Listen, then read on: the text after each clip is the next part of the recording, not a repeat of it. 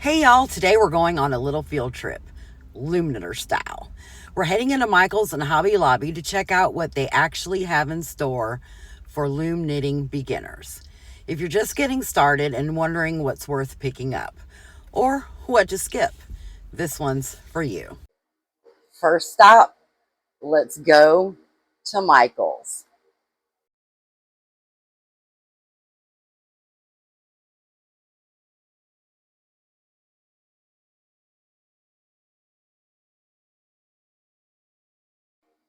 When looking for yarn, I suggest the Loops and Threads or Lion brand to start. Loops and Threads Impeccable is a worsted weight yarn, whereas the Loops and Threads Charisma is a bulky weight yarn. Both are perfect for beginners. I would highly suggest that you avoid thinner yarns as a beginner unless you want some frustration. They have lots of beautiful colors to choose from to get your next project going.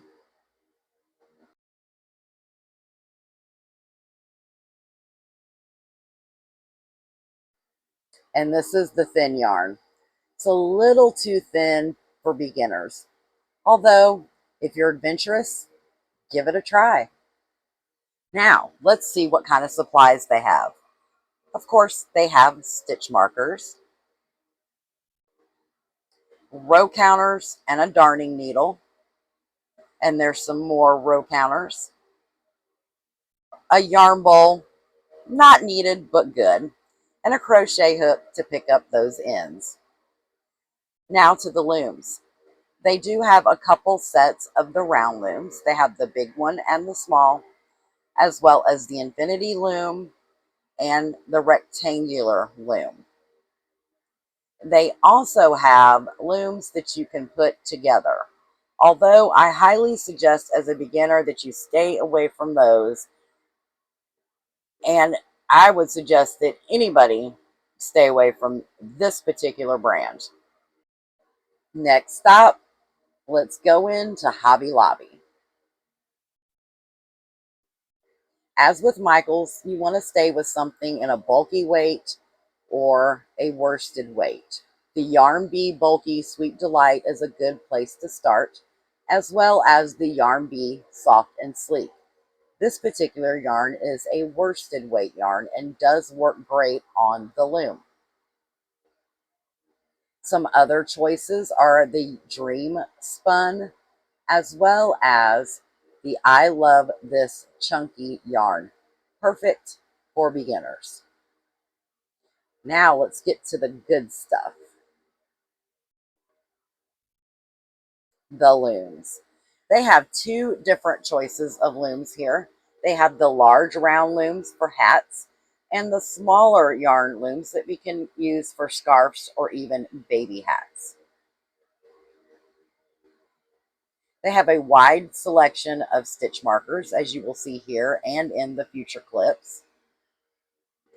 Darning needles and these little crochet hooks right here are perfect to keep in your bag to pick up those dropped stitches.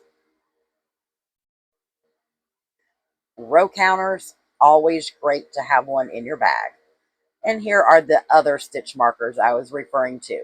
These are a little bit smaller and can be used more for like socks and thinner type yarns.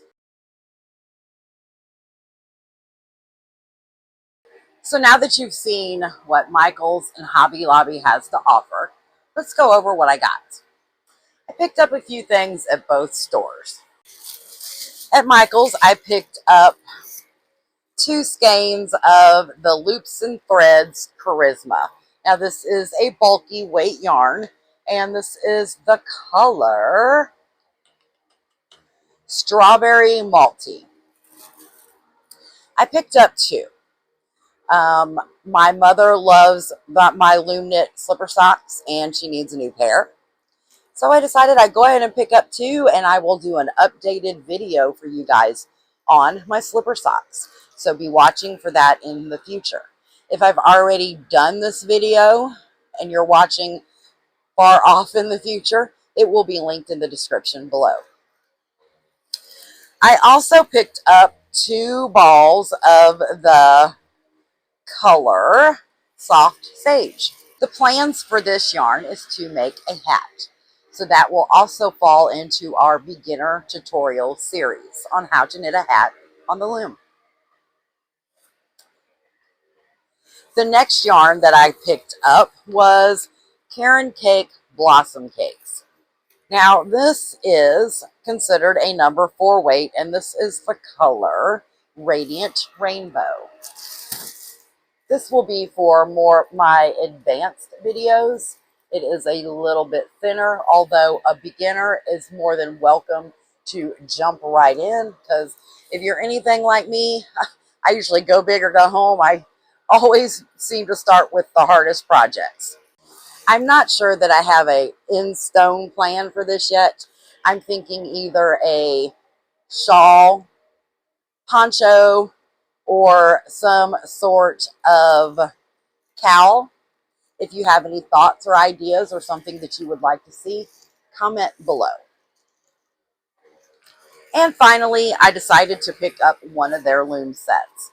I got the Quick Knit Mini Loom set. So let's open this and take a look.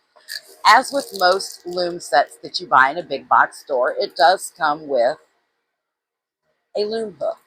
Now, not all sets come with a yarn needle, a darning needle. So that is a good addition. One thing I do not like about buying sets in a big box store is they do not give you the gauge of the loom.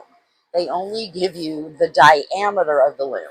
And that doesn't really help us, does it? So we need to figure out the loom gauge for this loom. Now, this is not project gauge. This is loom gauge. Now, we'll have a video coming up in the near future about that. The difference between your loom gauge and your project gauge. So let's grab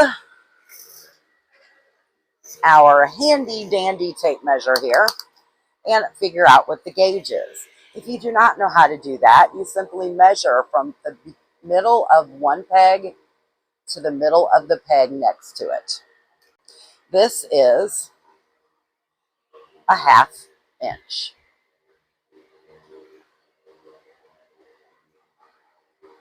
So this is actually a smaller gauge loom in a big box store, which is unusual. KB looms were sold at Joann's forever, and they used to be sold at Hobby Lobby, but I have not seen them there for a while. They've never been sold at Michael's as far as I know. So most looms that you pick up in a big box store are usually the traditional 5-inch gauge. So the fact that these are a 1/2 inch are really good. Let's pop these back into the box. And now on to Hobby Lobby. When I shop at Hobby Lobby, which is not too terribly often, but when I do, I always make sure that I go on the week that the yarn is 30% off. That seems to be the best time to get yarn and save a little bit of change in your pocket, right? So I picked up 2 of the I Love This Chunky, and this is the color Sunset. I got 2 of those. I figured I would make my mom another pair of the slipper socks in this color as well.